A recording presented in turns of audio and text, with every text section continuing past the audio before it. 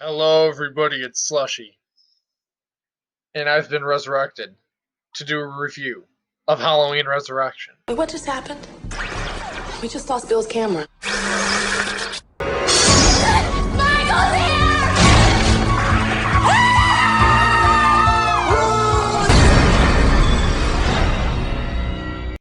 I don't know what the fuck's wrong with me. So yeah, this film came out in 2001, as far as I'm aware, 2001, 2002, one of those years. And in general, it's gotten a lot of hate. I'm not even gonna like get into this before even mentioning that. I'm in so many Halloween groups, so many horror groups. This movie gets pretty much nothing but hate. Lately, I've seen like an incline of people who love it, and less people who say they hate it. And I think people are starting to come around on this film, which is a great thing to see because it's been hated for so long. And honestly, I'm one of those people who, as a kid, I absolutely hated this movie. In fact, for a while, it was one of my least favorites, right down there with Halloween 3 and 5. And then obviously I started loving Halloween 3, and now I love Halloween Resurrection way more than I did back then. I'm not going to say it's my favorite film, it's not. I love the others a lot more than I do this, but it's really not as bad as people make it out to be.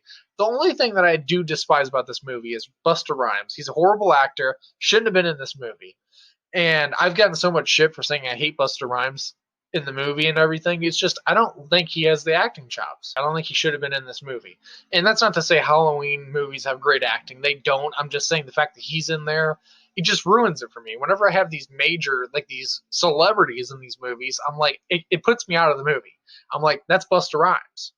No, I don't like this. Tyra Banks is in this movie. I'm like, that's Tyra Banks. I don't like seeing these big name celebrities in this movie. I'd prefer to see like these nobodies in the movie rather than, celebrities. Like if Taylor Swift dropped in a Friday the 13th movie, I wouldn't be like, oh, that's that character. I'd be like, that's Taylor Swift.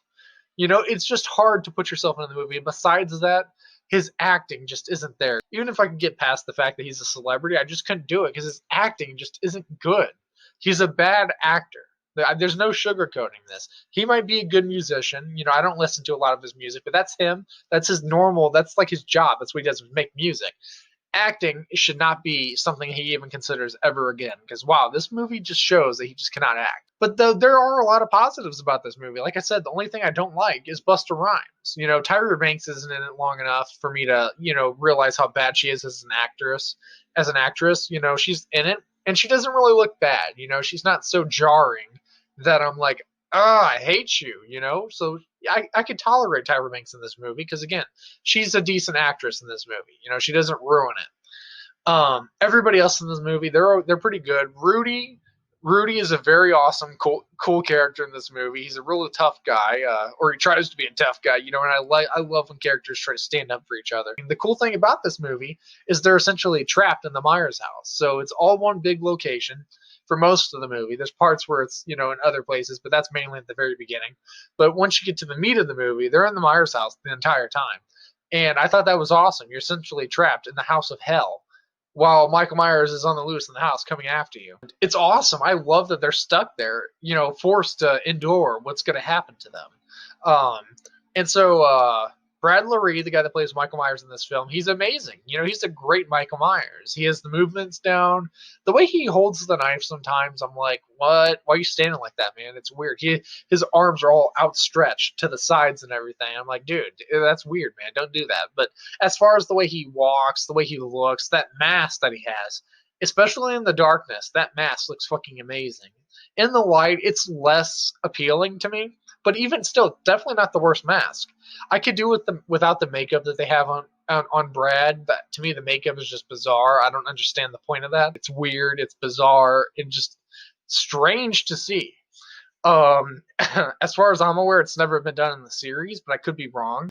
I can look past the makeup simply because he's a great Michael Myers. He plays the character incredibly well, especially in the darkness. Whenever Michael is walking through the darkness in this film, it's incredibly spooky, freaky, and just awesome to see in general. The Myers house, it's one of the best Myers house since the first film. Halloween 6 had a good Myers house. Halloween 5 had the worst, easy the worst.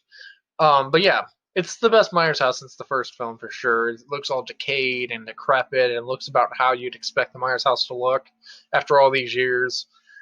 Even more decrepit than it did in 78, which is wild. But Rick Rosenthal, director of Halloween 2, came back to direct this. In my opinion, it's better than Halloween 2 by a mile. Um, Maybe more than a mile, to be honest.